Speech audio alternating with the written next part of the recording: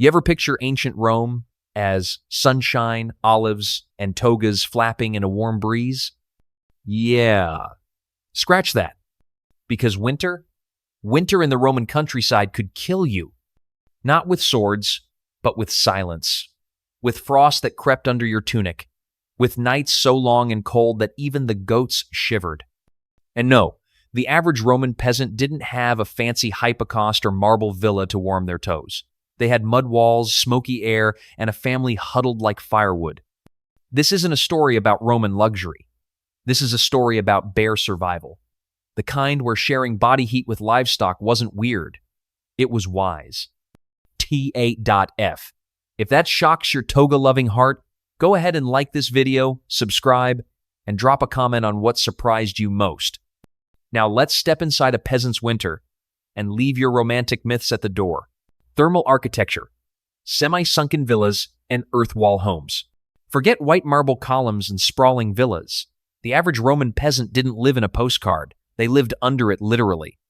To survive the bone-chilling winters of the Italian highlands, the Gaulish plains, or the mountainous Balkans, peasants dug deep into the ground. Semi-sunken homes were a common sight. The floor might sit a foot or two below surface level, shielded from icy winds and buffered by the natural insulation of soil. These weren't elegant constructions. No symmetry, no elegance, just raw survival logic. Walls were made from thick-packed earth, adobe bricks, or roughly cut stones, whatever the land gave them. These thick walls acted like thermal batteries, soaking in what little heat the sun gave during the day and slowly releasing it at night. Sunlight was a blessing, but rare in the winter. So they worked with what they had. Windows, tiny slits. Sometimes no glass, just animal hide or oiled cloth stretched across an opening. Doors were heavy wood, low to the ground, often wrapped in cloth to prevent drafts. The ceiling? Low. Claustrophobically low. Not by accident, but by design, smaller spaces are easier to warm. A high ceiling may be grand, but in a Roman winter it was suicide. And the roofs? Packed thatch, layered with mud and pressed with stone weights to resist wind and trap warmth. In some regions, turf roofs were used, literally living grass and dirt above your head. Strange? Maybe. Efficient? Absolutely. Even floors were built with intention. A peasant might pack the earth hard, then lay animal skins, straw, or woven reed mats on top. Some homes had hollow floor sections where warm air from cooking fires could be trapped for a few precious hours. These homes weren't beautiful. They were burrows in the earth, built by people who understood the brutal honesty of nature. Stay warmer, don't wake up at all. You don't need central heating when the ground itself becomes your blanket. The hearth and hypocaust. Fire below, warmth above. Let's clear something up right away. Hypocaust, those legendary Roman underfloor heating systems? They were real. They were genius. And no, the average Roman peasant never had one. Those marvels of engineering were reserved for the wealthy, patricians, rich merchants, or state bathhouses. They required brick subfloors, raised on pillars, stoked with constant fire, and maintained by laborers with way too much time on their hands. But peasants? They had something far more humble and far smokier: the hearth. At the literal center of the peasant home sat a modest fire pit. Not a fireplace with a chimney, not even a brazier. Just an open pit dug into the earth or built up with stones used for everything: cooking, boiling water, heating flatbread, and keeping the family from freezing stiff in their sleep. It smoked. A lot. And that was part of the plan. Roman peasants weren't just tolerating the smoke. They wanted it. Smoke rose and warmed the ceiling. It lingered in the rafters, killing bugs and drying the roof. It helped preserve meat hung from hooks. It even warmed the bones of the house before escaping through cracks in the roof. No chimney? No problem. The entire house was the chimney. Now, some clever families mimicked the rich by building primitive hypocaust-like features. In regions where stone or tile was affordable, they might channel warm air beneath sleeping platforms, using flat clay tiles or raised bricks. Even a clay floor with fire-heated stones could stay warm for hours after the fire died down. One common trick: the heat stone. Before bed, large stones would be placed in or near the fire. Once hot, They'd be moved into beds wrapped in clotharily hot water bottles without the water. Children, elders, and the sick clung to them through the long winter nights. Fires burned low after dark to conserve fuel, so the hearth's placement was critical. Often, it was slightly sunken and centrally located, allowing everyone to sleep nearby. In some homes, ashes from the hearth were spread over the floor to retain heat longer and to smother odors. A family might not have luxury, but they had strategy. They didn't heat the whole house, just the heart of it. In the Roman countryside, warmth didn't come from gadgets. It came from fire, sweat, and learning how to make embers stretch until dawn. Smoke and insulation, mud, straw, and controlled leakage. If you walked into a Roman peasant's home in winter, your first reaction wouldn't be, "How cozy." It would be more like, "Am I choking? Is this house on fire?" Because yes, it was full of smoke. But that wasn't a mistake. That was intentional engineering peasant edition. See, smoke had a job. Several, actually. First, it was the only reliable pest control in a world without bug spray. The smoky haze repelled flies, ticks, fleas, basically every creature that wanted to share your body heat or your blood. Second, and more importantly during winter, smoke helped trap warmth. It rose and clung to the low, soot-stained ceilings, warming up rafters, walls, and even the hay packed into gaps between roof beams. The walls didn't radiate like modern heaters. But over time, the combination of smoke, soot, and heat-storing mud made the air inside slightly less deadly than the air outside. That was a win. And let's talk about those walls. Forget plaster or polished marble. A Roman peasant's walls were made of wattle and daub, a fancy term for sticks and mud. Woven wooden slats packed with a mix of clay, straw, dung, and earth. Thick, breathable, and surprisingly durable. Like a medieval thermos made from whatever was lying around the farm. The thatched roof above, layered reeds or straw, compressed with dirt or ash, maybe even old rags. If you were lucky, you added a thin stone slab layer to keep out rain or snow.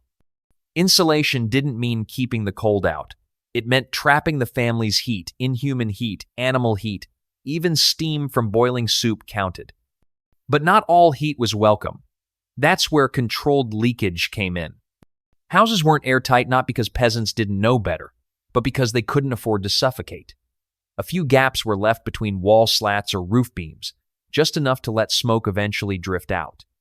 Some homes had smoke holosmal, deliberate gaps near the top of the wall, often covered with cloth that could be lifted like a flap. It was a delicate dance. Too much smoke, you'd pass out.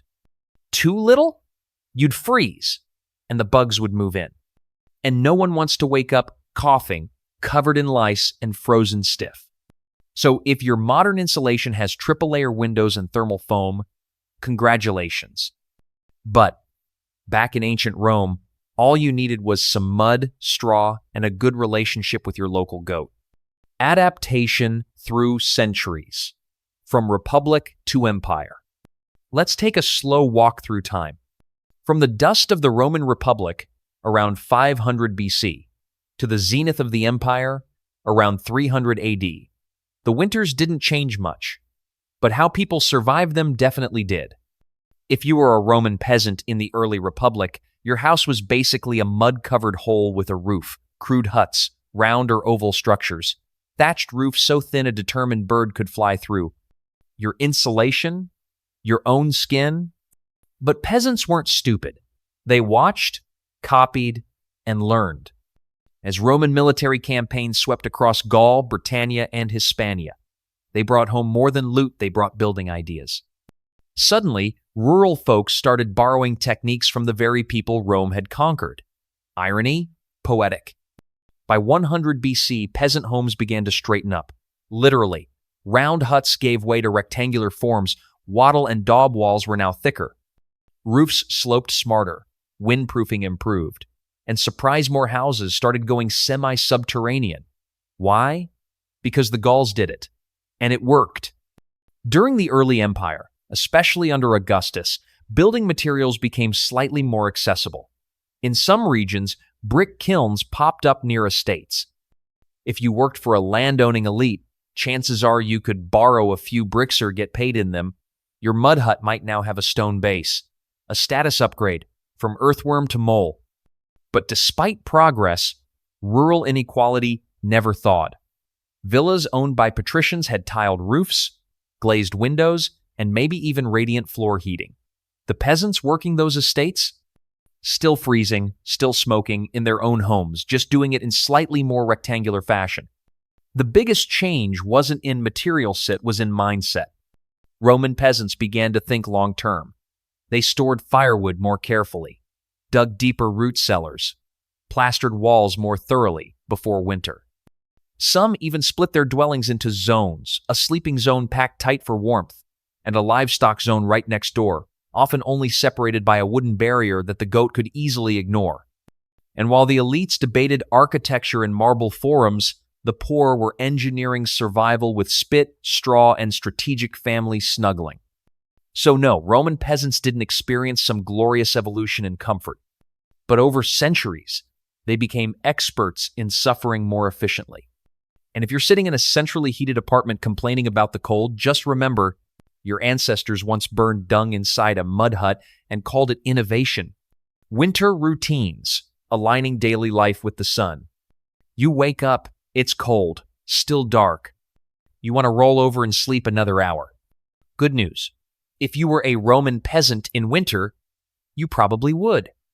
Because long before alarm clocks and 9-to-5 jobs, the sun was your schedule. And in winter, that meant you started late, finished early, and prayed your goat didn't freeze before you did. Here's the thing. Wintertime wasn't just colder, it was shorter. Not in days, but in usable light. In many parts of the Roman Empire, especially the northern provinces, daylight barely stretched 8 hours. And so peasants adapted not by fighting nature, but by flowing with it. Morning? Forget sunrise. Most families didn't stir until smoke rose from a neighbor's chimney. That was the ancient version of, okay, I guess we're doing this. Breakfast, if you can call it that, was more like fuel-loading hot porridge, reheated scraps, maybe a crust of bread dunked in oil if you were lucky. Work hours? Condensed. Shorter tasks took priority, fixing thatch, feeding animals, fetching firewood. Everything had to happen between mid-morning and early afternoon because once the light faded, it was over.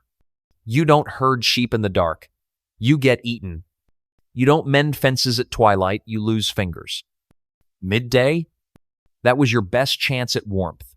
The sun, if it appeared, gave you 2 precious hours of bearable cold. Many peasants took an extended break not out of laziness, but out of strategy. Huddling indoors during the coldest chunk of the day, late morning to early afternoon, conserved energy and, more importantly, preserved firewood. Afternoon? You rushed. Everything happened fast. Feeding livestock, hauling water, cleaning soot, preparing for the long, long night. Dinner was early, usually just before sunset, because no one wanted to cook in pitch black unless they had to. And besides, firewood was precious. Every minute of flame counted. Evening? Quiet, cold, huddled. You'd sit close to the hearth, maybe sew, maybe pray, maybe just exist. Families might tell stories, hum songs, or plan the next day's firewood rotation. Some days, the entire goal was just to make it to tomorrow. This rhythm wasn't about romance. It was about maximizing heat, minimizing exposure, and staying alive in a world where sunlight was the only clock, and darkness was always hunting. So next time you snooze your alarm and mumble, just 10 more minutes, congratulations. You're living the luxury version of a Roman winter routine. The night watch. Fire tending as a family duty. Midnight in the Roman countryside. The stars are out. The wind howls. The fire, it's dying. And if it dies completely, so might you. Welcome to the peasant night shift, where the job isn't glamorous, but it's critical. Keep the fire alive or freeze trying. You see, Roman peasant homes didn't hold heat well. Even with mud walls and straw roofs, the cold crept in through every crack like an unwanted ghost. The hearth fire, small and smoky as it was, became the single most important tool of survival, and it had to burn all night. But here's the catch. Firewood was precious. It wasn't just lying around in convenient IKEA bundles. Every stick had to be chopped, hauled, dried, stored, rationed. Burn it too fast, and you'd be out by Saturnalia. Burn it too slow, and someone might not wake up in the morning. So families came up with a system. Rotating fire watch duty. Elders too old to haul grain? Perfect candidates for night fire duty. Children over 7? Congratulations, you're now the backup ember blower. Sometimes it was the mother, sometimes a slave, sometimes the person who lost at that day's household argument. Their job was simple but relentless. Wake up every hour. Check the coals. Add a handful of dried twigs or dung. PD fan gently with a reed mat. Try not to wake the baby or step on the goat. This wasn't heroic. It was quiet desperation. Someone wrapped in 3 tunics, eyes half open, hoping the coals catch before their fingers go numb. No torches. No lanterns. Just flickers of orange in a room full of snoring, shivering bodies. And if the fire did go out, you didn't just start another. You had to walk to the neighbor's house and beg for a lit ember carried back in a clay bowl or wrapped in damp cloth. Shameful? Maybe. But solidarity was stronger than pride in winter. And let's not forget the backup plan. Ash banking. Peasants learned to bury live coals in a mound of ash to keep them smoldering. No flame, no smoke, just a hot core that could reignite with a morning breath of kindling and hope. So when you tuck into your electric blanket tonight, remember, your ancestors were taking turns whispering to the fire, hoping it whispered back. Because in ancient Rome, the family that tended the flames together stayed alive together.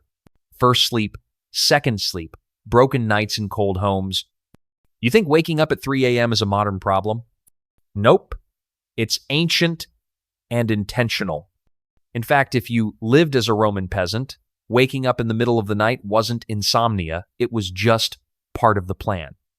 Enter the old world sleep model, first sleep and second sleep. This wasn't some quirky village habit. It was common from ancient Rome all the way to medieval Europe. Especially in winter, when darkness swallowed over half the day, peasants naturally slipped into biphasic sleep, 2 distinct periods of rest with a waking window in between. So what happened during this middle of the night window? Well, you'd stir awake around midnight, not from a nightmare, but because the fire needed feeding, your bladder was full, or the goat had stepped on your face again. Then came the in-between time, a strange, sleepy twilight zone when you weren't quite asleep, not quite fully awake. Families would whisper quietly. Some would tend embers. Others would kneel on the cold floor to pray, or mend clothes by candlelight, or, sometimes sneak in some adult time under the furs. Because let's face it, there was nothing else to do and nowhere else to go. Even ancient Roman writers referenced this second sleep ritual. It wasn't weird, it was weather logic. You couldn't stretch 8 hours of daylight into productivity. So you stretch the 16 hours of darkness into manageable chunk sleep. Break, sleep again. And let's be honest, this system worked with the realities of ancient winter homes. Remember, the hearth fire would be dying. Someone had to get up anyway to poke the coals, add twigs, maybe relight the stew pot or warm a stone for grandma's knees. And when the job was done, back to sleep usually curled tighter than a snail under a blanket made of wool, straw, and possibly another person. This broken sleep wasn't inefficient, it was adaptive. It made cold nights less dangerous, more manageable, and weirdly communal. Your entire family might be awake together in the dark, huddled around fading firelight, sharing silence, soup, or stories. You weren't alone in the dark. You were part of a quiet choreography of survival. And today, when you wake up at 2 a.m., roll over and stare at your phone with dread, remember, your ancestors were already up. They just didn't have TikTok. Baking for the village, communal ovens, and body heat. Imagine this. It's dawn in a Roman village. Frost clings to the ground. Your breath comes out in puffs. And the warmest place for miles? A giant mud oven in the middle of the street. Welcome to the communal bakery, hearth, and heated hope of every freezing Roman peasant. You see, not every family could afford to build their own oven. Wood was scarce, clay was expensive, space inside the home was tight. And honestly, why struggle with fire and smoke when your neighbor already has a perfectly good oven you can mooch off of? So, villages built one big Avena hulking, dome-shaped structure made of stone, brick, or packed clay, shared by everyone. It wasn't just a kitchen, it was a thermal lifeline. Here's how it worked. Every few days, usually during the coldest part of the week, someone, usually the unlucky early riser, would wake before dawn to light the fire. They'd burn logs for hours until the inner walls of the oven glowed red hot.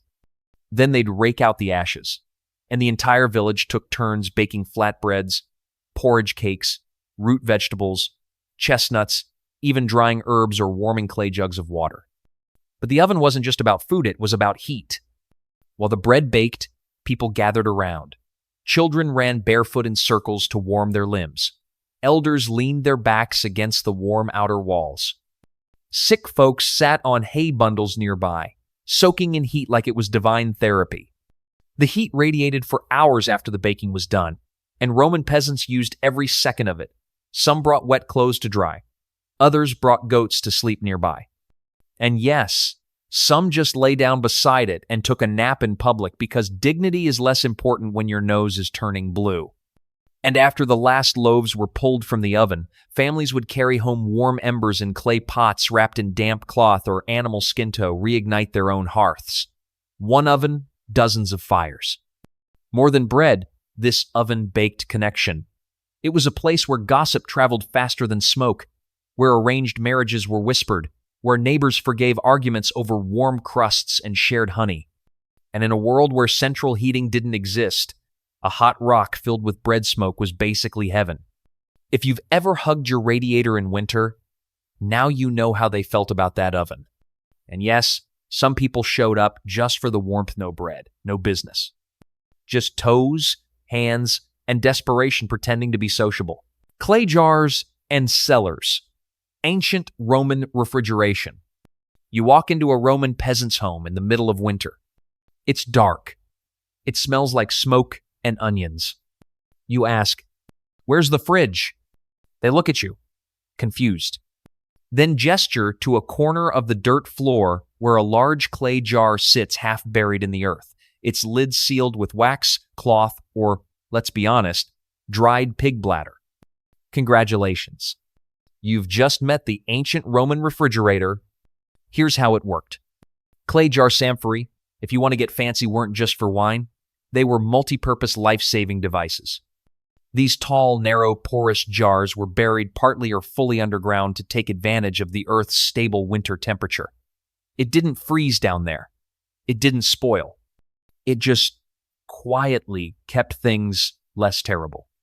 Inside, you might find salted fish packed in oil, dried figs, a stubborn block of goat cheese that could double as a weapon, lard, leftover millet gruel from 2 nights ago, congealed into something resembling emotional trauma. In richer households, there were dedicated cellars. But for peasants, it was usually just a pit lined with straw, occasionally reinforced with stone or clay, and sometimes shared with rodents. Because if the mice wanted in, they got in. But here's where it gets clever. These jars didn't just preserve food, they helped heat the house. Wait, what? Let me explain. Some peasants placed jars filled with fermenting foods, think pickled vegetables, sour milk, soaked legumes in low hollows near the sleeping area. The fermentation process, especially if packed with straw, gave off a tiny amount of heat. Not enough to roast your toes, but just enough to take the bite out of the floor. And in a world where warmth was worth more than wine, that mattered. Plus, clay jars could double as thermal mass. After baking day, some families placed warm stones or embers inside empty jars, sealed them up, and used them like ancient space heaters, slowly radiating heat for hours while the family slept nearby. Efficiency? Genius. Smell? Debatable. But perhaps the most underrated function of these jars was psychological. In the dead of winter, when fields were frozen and the goat refused to look you in the eye, lifting a lid and seeing preserved food meant hope. It meant you'd made it this far and might just make it through. In a world with no buttons to press, no lights to blink, and no hum of machinery. A half-buried jar was the line between survival and starvation. So next time your fridge beeps because the door's been open 3 seconds too long, think of your ancestors whispering, "Please don't freeze," into a pot of lard. The peasant diet: calories, fats, and survival strategies. Let's get one thing straight. The average Roman peasant didn't eat for pleasure. They ate to not die. And in winter, that simple goal got a lot harder. No fresh produce, no flowing wine, no street vendor shouting, "Fresh olives." Just a cold house, a smoky room, and a pot of something gray bubbling slowly over a tired fire. Welcome to the survival diet of ancient Roman peasants during winter. It wasn't glamorous, it wasn't Instagrammable, but it got the job done. At the center of it all, poles. Poles was the peasant's best friend and worst enemy, a thick porridge made from millet, barley, or emmer wheat. Boiled with water, sometimes wine if you stole it, flavored with onions, herbs, or the occasional scrap of meat fat, it was glue. Warm glue. Nutritious glue. Glue that kept your insides moving and your body from freezing. Protein, rare but not absent. Salted fish, imported and then rationed like treasure. Dried broad beans, and cheese, specifically full-fat goat cheese, so hard you could chip a tooth on it. If you were really lucky, a bone with some meat clinging to it. More likely, just the broth it once touched. Fats were life. Literally. In winter, calories equals heat. So peasants hoarded fat like gold. Lard was stirred into everything. Oil, usually olive in the south or animal fat in the north, was spooned onto bread, rubbed on skin, even burned for light when desperate. And speaking of bread, don't expect white, fluffy loaves. Roman peasant bread was coarse, dense, and sometimes full of grit, not just metaphorically but literally. Stone-ground mills often left tiny shards in the flour, so over time people's teeth got worn down just by chewing. Sweetness? Extremely rare.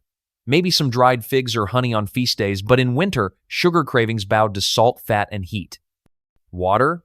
Icy and probably full of bacteria. Most people drank diluted sour wine or boiled grain water. Kids drank goat's milk if the goats hadn't frozen yet.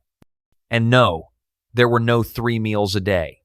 You ate when food was hot and the fire was strong. Usually just 2 meals morning and dusk getting together around the hearth like prisoners sharing secrets. But for all its bleakness, the peasant diet worked. It was designed not for taste, but for survival's low digesting grains, long-lasting fats, and minimal waste. They didn't count carbs. They counted days until spring. So next time you complain that your soup is bland or your toast is overdone, just remember, a Roman peasant would have cried tears of joy over your freezer-burnt lasagna. Sleeping together, family piles for warmth. Close your eyes and imagine your ideal winter bedroom. A soft mattress, heated blanket, maybe a warm mug of tea. Now erase all of that. Welcome to Roman peasant winter sleeping, where the only real insulation was your cousin's body heat and a wet goat's breath on your toes. Let's start with the bed. Actually, let's start with the floor, because most peasants didn't have a bed. At best, they had a raised wooden platform. More likely, it was a pile of straw, old sacks, animal skins, and anything that could absorb heat without catching fire. Now cram everyone into that pile. Mother, father, grandparents, children, the occasional in-law, and yes, slaves, servants, even the family dog. Sleeping arrangements weren't organized. They were stacked. The smallest and weakest went in the middle, the human burrito strategy. Adults lined the edges to block wind. The goat? Probably somewhere between your knees, chewing something that used to be your tunic. And privacy? Hilarious concept. You didn't sleep alone because you were poor. You didn't sleep alone because you wanted to live. The goal was body heat, shared respiration, combined warmth. You'd fall asleep to the sound of snoring, farting, fire crackling, and someone whispering, "Don't roll over, you'll let the cold in." Blankets? Maybe. If you had wool or woven cloth, it was patched and thin from years of use. Many used animal skins for side-in. Others just wore all their clothing to bed, including head coverings. A tunic, a cloak, and another tunic were the Roman version of pajamas. In colder regions, families slept with clay pots of embers under the straw. Dangerous? Extremely, but better scorched toes than frozen ones. And let's not forget the smell. Sweat, smoke, wool, damp hay, and goat. No one was complaining though nostrils froze slower when you were buried in company. Sleep posture was strategic. Curled, fetal position equals warmth. Back to back equals efficient. Face out equals I drew the short straw. Face in equals please don't breathe on me, Uncle Gaius. And if you woke up needing to pee in the night, good luck. Stepping out of the pile was like diving into an ice bath, so most people just held it or used a shared chamber pot in the dark by feel. You didn't sleep well, but you slept warmish, and in the Roman winter, that was enough. So next time you sprawl across your memory foam mattress under 3 layers of plush, be grateful you're not sandwiched between your grandfather and a flatulent sheep. Layered tunics and wool, dressing for the cold. Forget fashion. Forget color coordination. In a Roman winter, the goal wasn't to look good, it was to not die of frostbite before breakfast. And so, the Roman peasant wardrobe in winter became a chaotic, itchy, slightly smelly battle plan made of wool. Let's break it down. First layer. The inner tunic usually made of coarse wool or cheap linen.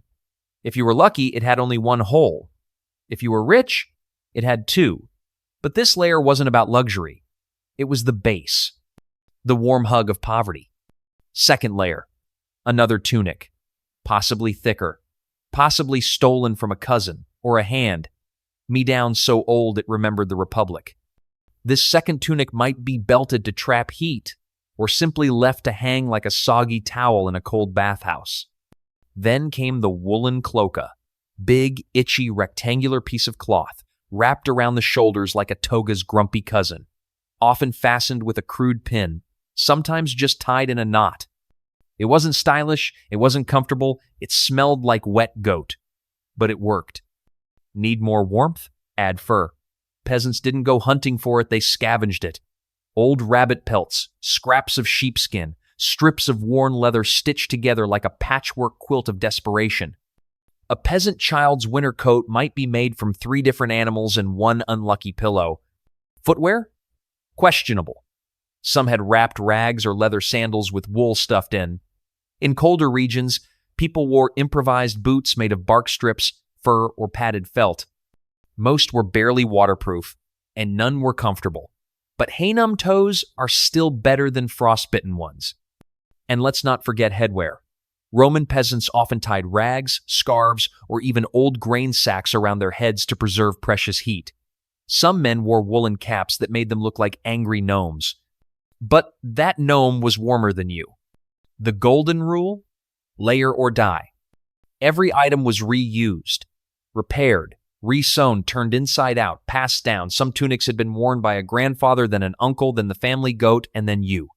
That's not an exaggeration. That's recycling Roman style. Style wasn't measured by trends. It was measured in degrees of not freezing. So the next time you complain that your North Face jacket isn't warm enough, remember, your ancestors were wrapping burlap sacks around their knees, praying to Jupiter that this year's lice didn't bite too hard, bringing animals inside, living with livestock. When the Roman winter got cruelant, oh, it did. Peasants had 2 options.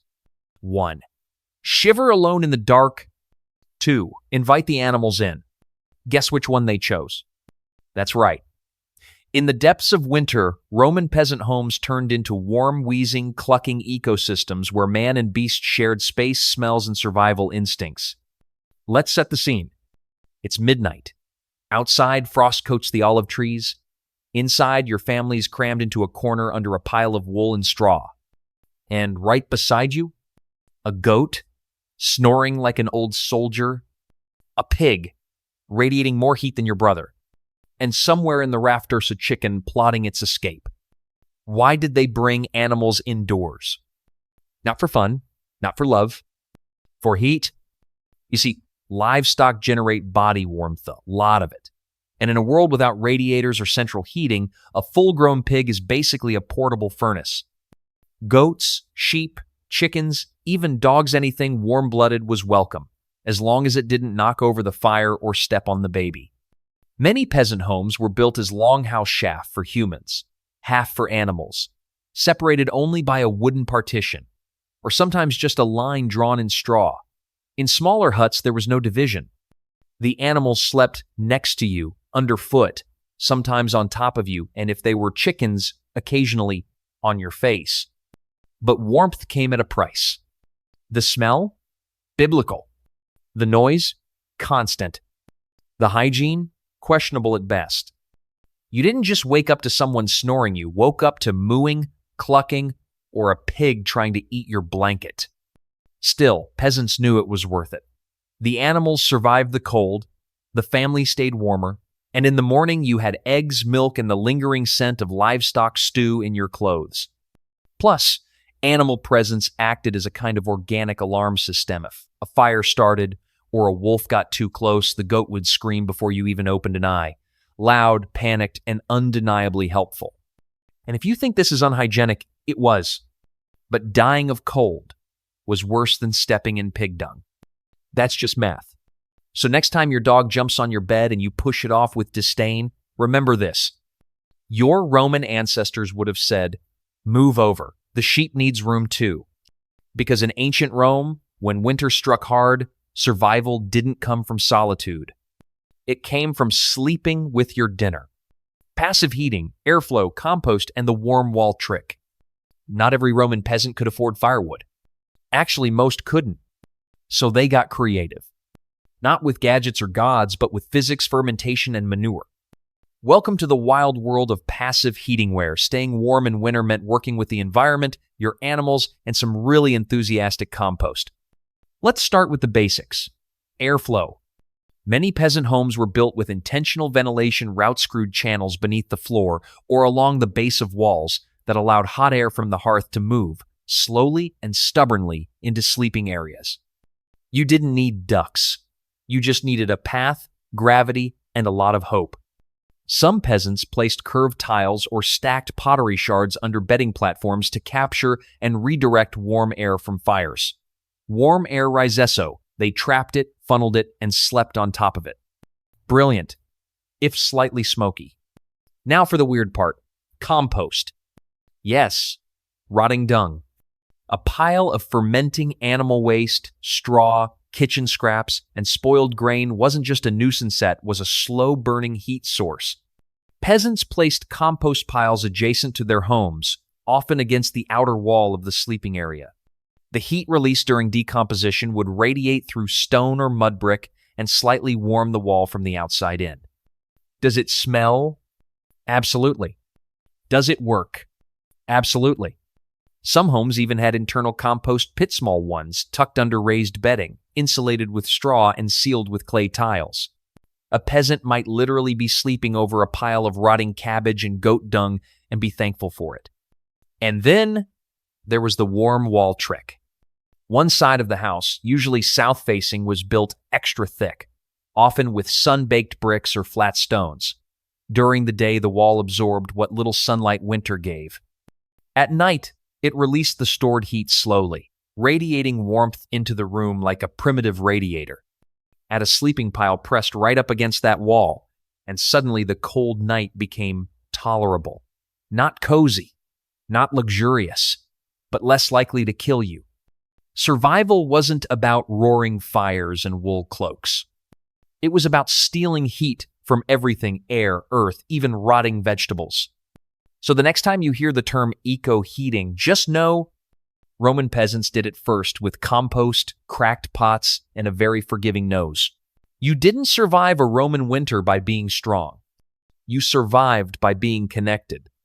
Because no matter how thick your cloak or how clever your fire-tending tricks were, one household alone couldn't outlast the cold. It took a village, literally. A neighbor shared embers when your fire died. A cousin traded grain for wool. Children huddled in groups during baking day. And when wood was scarce, everyone rationed together, not because they were kind, but because they were smart. If one house froze, the others felt it. You watched over each other's goats, took turns guarding the oven, helped the old widow patch her roof before the first frost. In a world where there were no thermostats, no delivery apps, and no safety nets, community was the only infrastructure. And yet, here's the irony. We tend to romanticize the past. We imagine Roman winters as cozy scenes, flickering firelight, togas wrapped around contented families, olives on the table. But the truth is far less poetic. Winter was brutal, homes were dark, food was rationed, the cold bit through everything. But people endured, not with technology, not with comfort, but with each other. Maybe that's the real warmth we've lost. So if this story made you shiver or made you think, like the video, subscribe to the channel, and comment below. Would you have survived a Roman winter or just made friends with a goat and hoped for the best? Because in the end, Roman peasants didn't survive because they were tough. They survived because they never froze alone.